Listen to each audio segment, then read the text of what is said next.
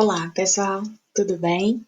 Como eu expliquei para vocês, a gente vai recomeçar esse período com a revisão de tudo que nós estudamos até o último dia de aula presencial, tá? Então, a gente vai começar aqui a nossa aula de anatomia, revisando aqueles conceitos de a diferença de anatomia e fisiologia, variação anatômica, normalidade, né, anomalia. A gente vai rever alguns tecidos, exemplificar. Eu gostaria muito que vocês acompanhassem essa aula com a apostila de vocês em mão, para fazer as anotações e para revisar as anotações que nós fizemos, ou o caderno, o que vocês sentirem melhor, tá? Eu estou experimentando esse programa, eu não sei se vai funcionar, já testei aqui comigo, já fiz algumas alterações no que precisava, mas eu não sei como é que vocês vão receber isso. Então, eu espero o feedback de vocês também depois, sobre o áudio, sobre as imagens, sobre a didática, para ver se ficou legal para continuar, tá bom? Bom, bons estudos para todo mundo, vamos lá.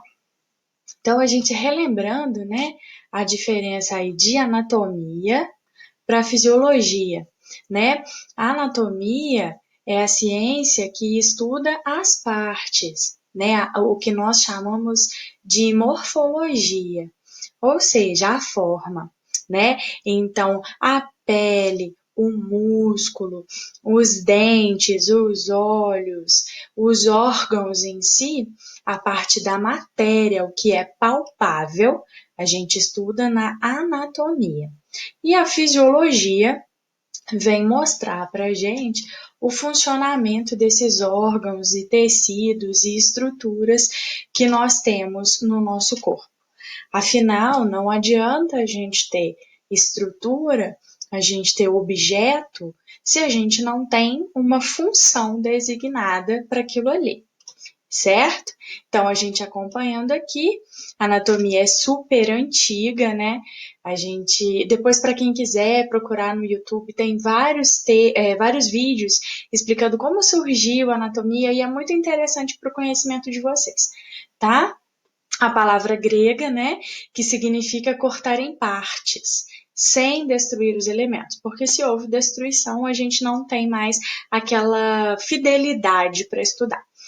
Anatomia é a parte da biologia, que estuda a forma e a estrutura dos seres vivos, enquanto a fisiologia visa conhecer o funcionamento do corpo humano. Dessa maneira, as duas ciências caminham juntas para explicar o corpo humano, tá?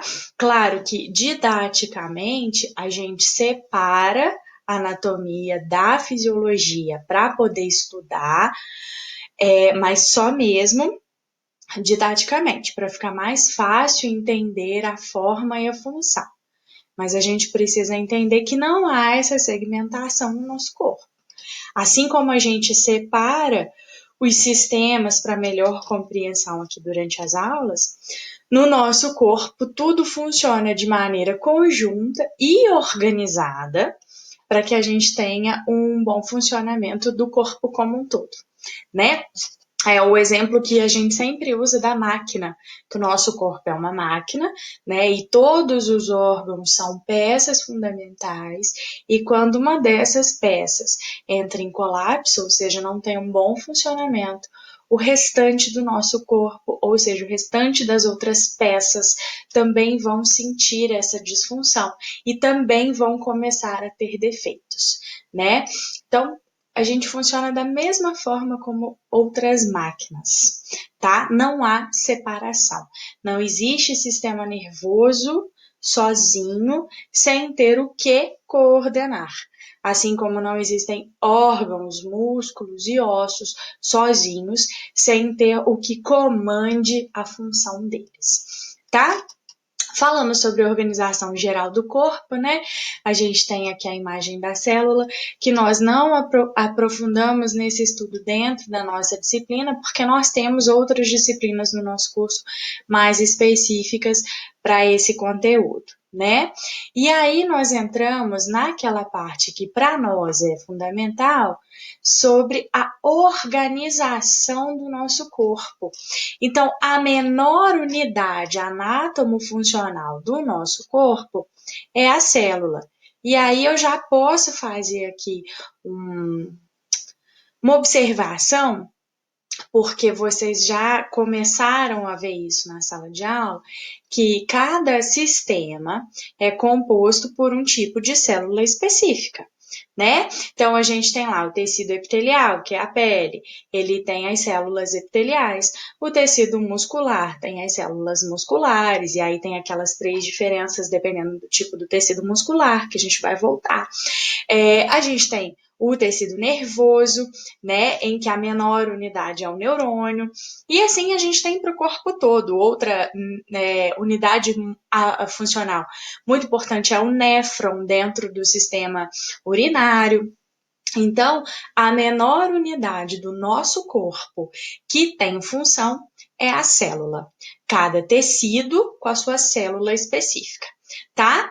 E aí, lembrando que nós já falamos em sala de aula, esse esqueminha é muito importante, que a junção de células da mesma espécie, do mesmo tipo, formam um tecido, certo?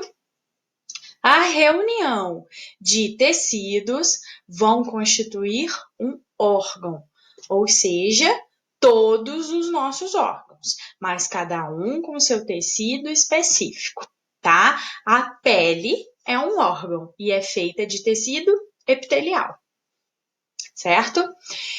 Todos os órgãos que têm a mesma função formam um sistema. Então, a gente tem lá no nosso sistema digestório esôfago, estômago, intestinos, né? Porque nós temos 2 tipos. Esses órgãos que têm a função semelhante vão fazer parte de um mesmo sistema. Tá? Lá no sistema nervoso, né? Nós temos cérebro, mesencéfalo, ponte, bulbo, cerebelos, gânglios, medula, que a gente vai fazer. Eles têm a mesma função e aí por isso eles formam parte de um mesmo sistema. E aí, quando a gente junta todos esses sistemas, nós formamos o nosso organismo, ou seja, o nosso corpo, tá? Então, resumidamente, célula, tecido, órgão, sistema e organismo. Belezinha? Eu vou interromper esse vídeo, eu vou fazer vídeos bem pequenos, tá? Para que seja mais fácil o envio para vocês pelo WhatsApp, porque o WhatsApp também não aceita vídeos muito grandes. Então, eu vou sempre fazer videozinhos pequenininhos, tá bom? A gente se vê daqui a pouquinho no próximo.